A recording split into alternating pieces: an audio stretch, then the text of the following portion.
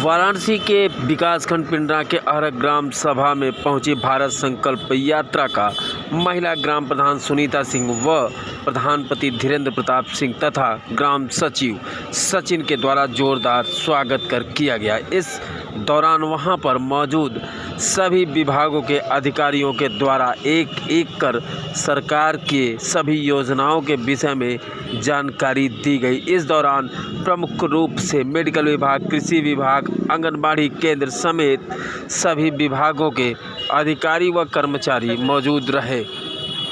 वाराणसी प्रस्तुत है विस्तृत रिपोर्ट। मैं विकासखंड परिवार की ओर से मंच पर हमारे पर्यवेक्षण अधिकारी हैं, रसद आपूर्ति विभाग के हैं, एडीओ कोऑपरेटिव हैं, प्रधान जी पश्चिमपुर, तिवारीपुर एसडी साहब हैं, हमारे समाज कल्याण एडीओ एजी और प्रधान जी नेवादा, और यहाँ की उपस्थित समस्त सम्मानित माताएं बहनें जो इस ठंडक में भी पूरी अपनी गरिमामयी उपस्थिति के साथ यहाँ पर मौजूद हैं, मैं सभी का विकासखंड परिवार की ओर से हार्दिक अभिनंदन और स्वागत करता हूँ। एवं आज ये सौभाग्य का विषय है कि नव वर्ष की भी शुभकामना आप लोग को मैं देता हूं विकासखंड परिवार की ओर से। आप सभी लोगों ने यहाँ पर बढ़ चढ़कर हिस्सा लिया और अभी तक यहाँ पर बैठी हुई हैं, कार्यक्रम का सुचारू रूप से संचालन करवा रही हैं। इसके लिए मैं सभी का आभारी हूँ और हृदय की गहराई से सभी को मैं धन्यवाद देता हूँ। अब आगे आते हैं, देखिए जितने भी स्टॉल हमारे लगे हैं, स्टॉल में भी देखिए वही नारी शक्ति हमारी जो है आज पूरा गर्मजोशी के साथ लगी हुई इस जाड़े में। और इधर हमारे मेडिकल विभाग की टीम है, आंगनबाड़ी समूह की, कृषि विभाग, समाज कल्याण, ये सभी लोग जो लोग भी स्टॉल में हैं, मैं आज नव वर्ष की हार्दिक शुभकामना देता हूं, बधाई देता हूं। और इस कार्यक्रम को हमको लग रहा है कि 22 नवंबर से जब से शुरू हुआ है, ये स्टॉल के सभी साथी और हमारे विकास खंड के सभी साथी, हमारे पर्यवेक्षणीय अधिकारी, ये लोग निरंतर 22 नवंबर से चल रहे हैं। अभी किसी भी दिन ऐसा नहीं रहा कि गैप हुआ हो। और आपको बता दें कि अभी 12 जनवरी तक हम लोग को चलना है।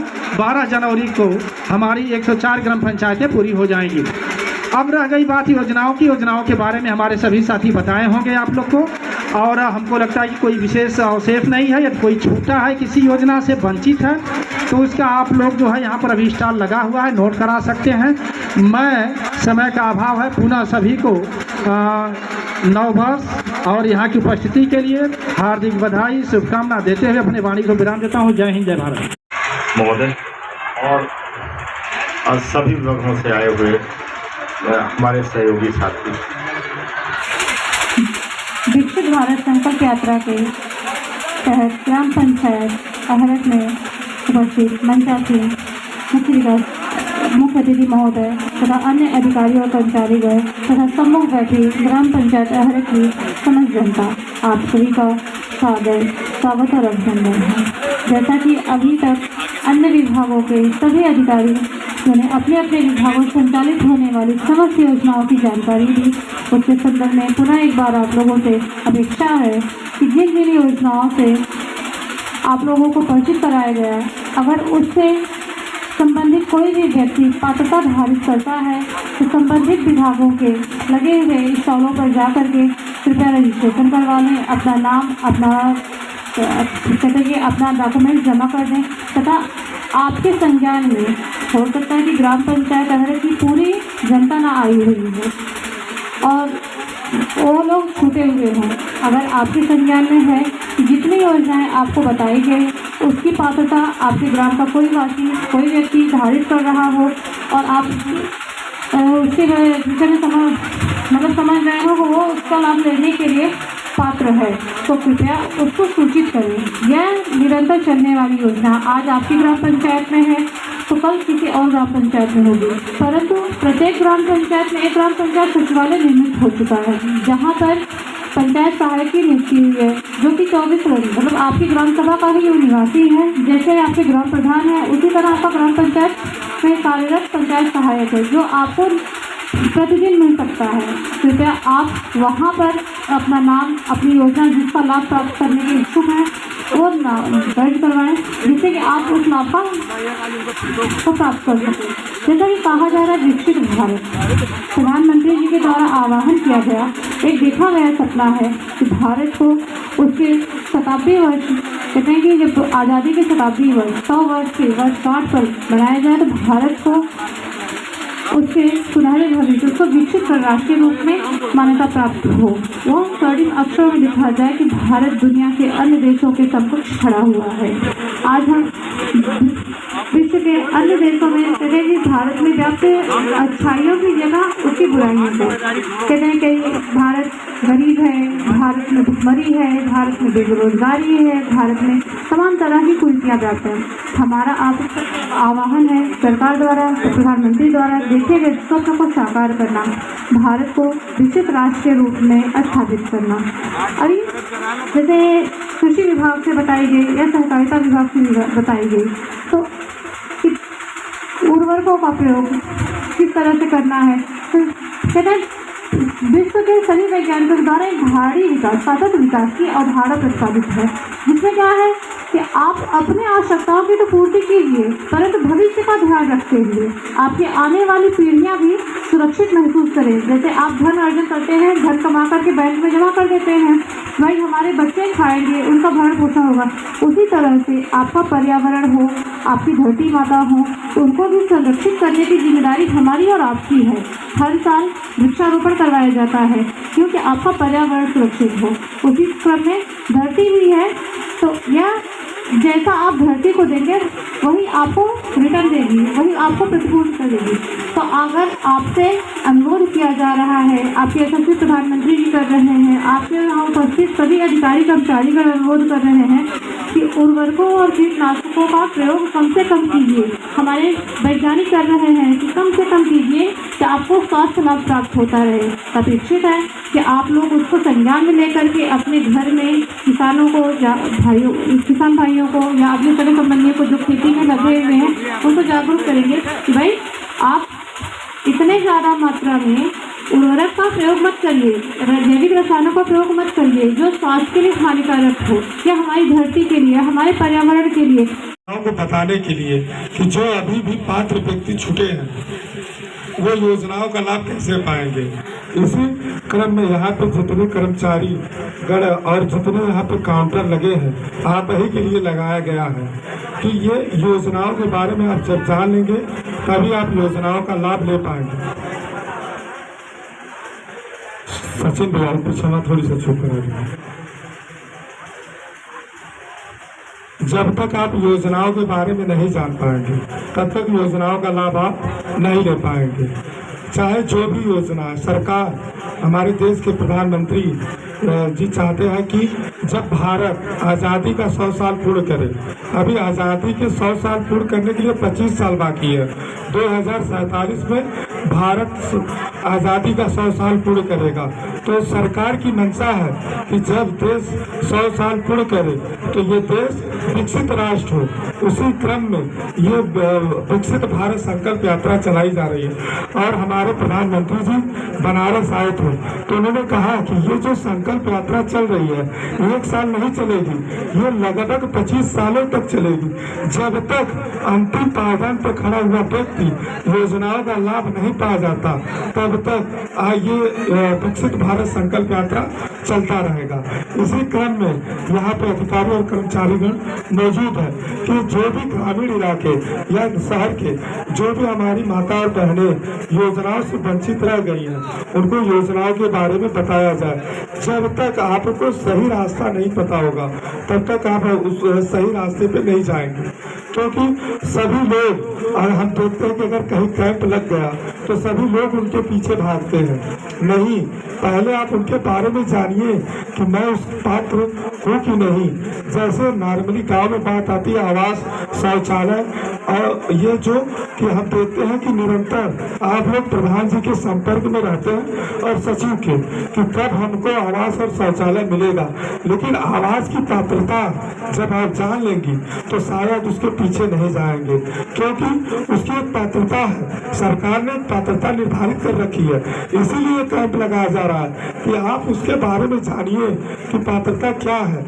इसलिए कि जैसे अब आपको आवास चाहिए तो आवास के लिए आपका कच्चा मकान हो या तो मड़ई लगा हो या तो अगर ईंट का मकान है तो 7 फीट का हो, वो भी गारे से बना हो, उस पर पतरा या तिरपाल रखा गया हो, तभी आप आवास के पात्र हैं। आप कितना निरंतर इनसे मिलते रहिए।